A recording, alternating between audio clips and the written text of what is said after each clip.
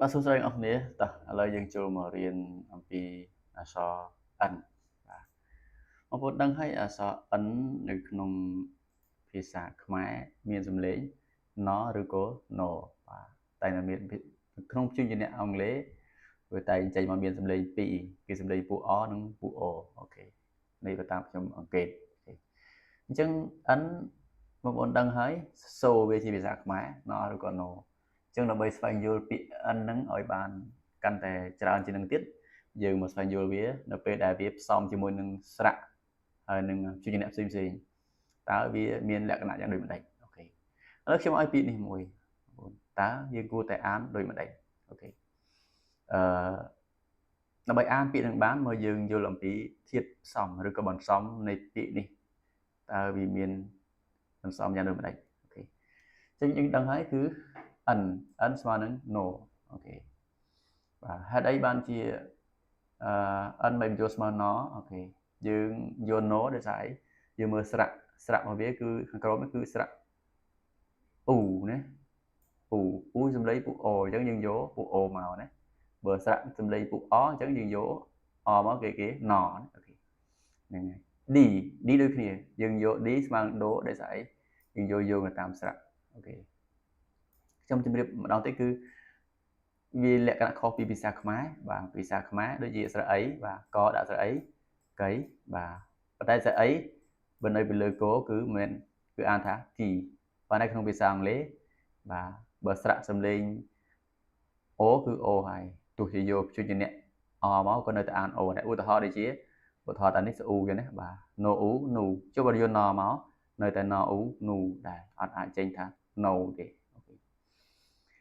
អូខេដល់ពេល le នេះ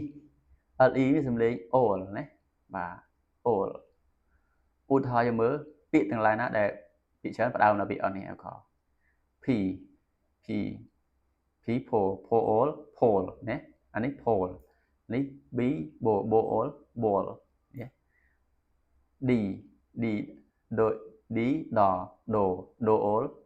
do all dol tho tho all thol ណាអញ្ចឹងអាពាក្យហ្នឹងគឺ pole dol ball dol thol បាទឧទាហរណ៍ដូចជាពាក្យនេះមាន apple ឧទាហរណ៍ពាក្យនេះជា table ណាឧទាហរណ៍ពាក្យនេះគឺអីគេនេះវាប្រកបមើល no nu nu dol អូខេអញ្ចឹង noodle បកថាម៉េច noodle បកថាគុយទាវឬបើពូចកថាប្រភេទនំដែលមានសរសៃវែងដូចជាគុយទាវដូចជាមីណាដូចជានំបញ្ចុកអូខេហ្នឹងអាចប្រភេទ noodle ដែរហ្នឹងហើយបើសិនជាយើងកំពុងញ៉ាំនំបញ្ចុកគេសួរតើអញញ៉ាំអី I am eating noodle ខ្ញុំកំពុងញ៉ាំយើងបកថាញ៉ាំនំបញ្ចុកហើយប៉ុន្តែហាងគុយទាវបើយើងសួរថា I need noodle គេដាក់គេច្បាស់ដាក់គុយទាវមកឲ្យទេអញ្ចឹង noodle បកថាគុយទាវឧទាហរណ៍ I like noodle ខ្ញុំចូលចិត្តគុយទាវអូខេខ្ញុំចិត្តគុយទាវប៉ុន្តែរូបដូចមីណាអូខេអត់អីទេឥឡូវយើងរៀនមកពាក្យទៀតនេះពាក្យនេះបងប្អូនមើលមានតែ3អក្សរទេបាទមានតែ3អក្សរទេតើពាក្យនេះគួរតែអានយ៉ាងដូចម្ដេចអូខេឥឡូវយើងមកមើលបន្សំនៃការអានអូខេអញ្ចឹង no ដឹងហើយសំឡេងវា n សំទោស n សំឡេងវា no ឬក៏ no អូខេ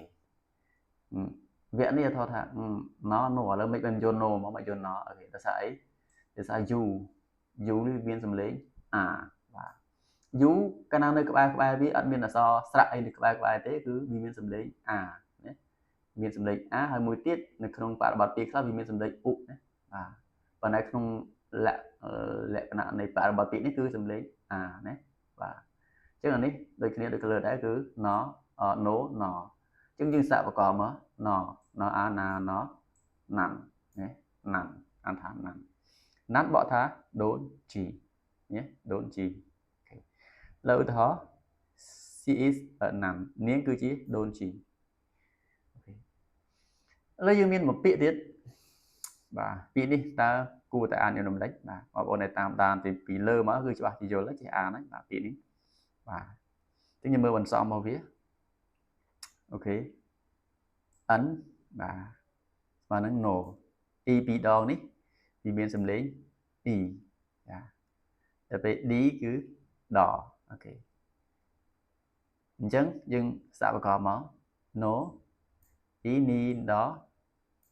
và nó ý nín đó nít ok nít bỏ thá từ cả này ok ưu tiên họ I need food ខ្ញុំត្រូវការអាហារ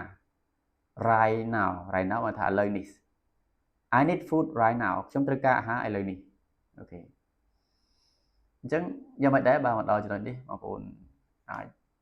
ពិសេសក្មួយៗដែលទៅរៀនភាសាអង់គ្លេសទាំងបងក្មួយៗអាចយល់